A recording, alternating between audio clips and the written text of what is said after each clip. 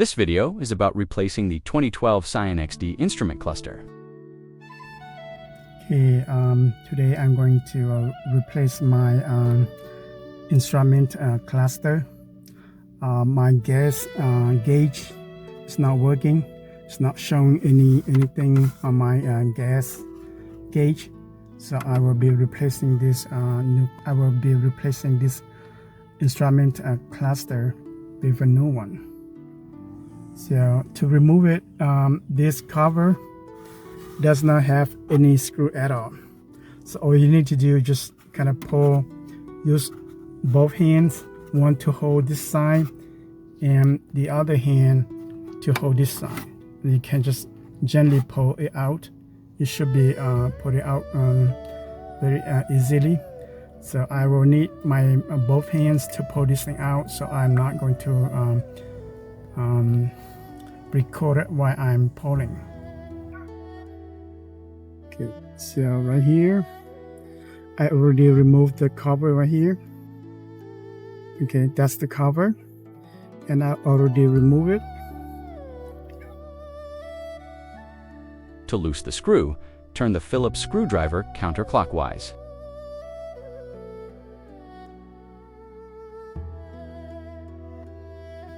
Okay, same thing on this one right here. Same thing, turn on this one. Okay, and make sure you don't lose the screw, or you don't drop the screw in there somewhere. Using hand to carefully remove the screw out of the instrument cluster. Repeat the same process on the other side of the cluster. Okay, so once you remove the screw, those two screws on down here, then you can disconnect this wire. So just do like that. Okay. Same thing on this side right here. You see this clip right here? Make sure you push down. You pull it out, just like that. Okay, so once you got all the cables and the two screws down here and here, then you can go ahead and remove the old instrument cluster. So to remove it, I use my fingers, my middle fingers or index finger, whichever works best for you, kind of holding on this side, and the other hand kind of holding this side over here, and then you can pull this thing out of the car. Okay, now I got the old one out, and I'll put the new one in and make sure I have put in correctly. Make sure the instrument is snapped back in place to secure the instrument before connecting the two wires back on. Make sure these two wire connectors are outward from here, and same thing over here. And then you can plug the cable back in, and then test it first to make sure it is working before you put the two screws back on here and there. So let's see how I test it. So I'm gonna plug it in and then test it. So to plug it in, make sure it goes back in here, and that's just push in and make sure it snap. Same thing on this side. So you have to put it back in there. Okay, just like that. Okay, you see this thing? Just put it back in here. Make sure it fit in there, and then just push it. And make sure you hear a click to secure the cable. So before I mount this thing back up or put everything back up, I will test the new cluster to see if it is working. Okay, now you see my gas is working now. So before the old one, my gas information is not working, or the maintenance light is not coming on. So right now I have everything working, and this is the new mileage for the new cluster here. So 1, 2, 3, 4, 5. So it's about 33,000 miles. My old one has over 180 something miles. So looks like everything's working.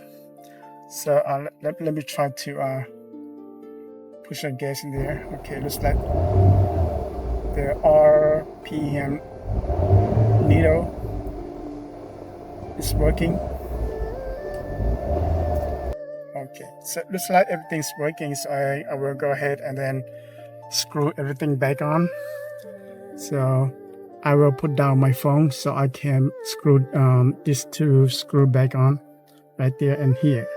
And I don't want to drop the screw into this hole right here. So once you drop, you're in trouble. So when you put the screw back on, make sure you use your hand to put it back on. Use your hand to tighten it first. And same thing on this one right here. So same thing over here. Make sure you use your hand to tighten it first before you use your Phillips screwdriver to do it. So right now I can use my Phillips screwdriver to tighten it back up.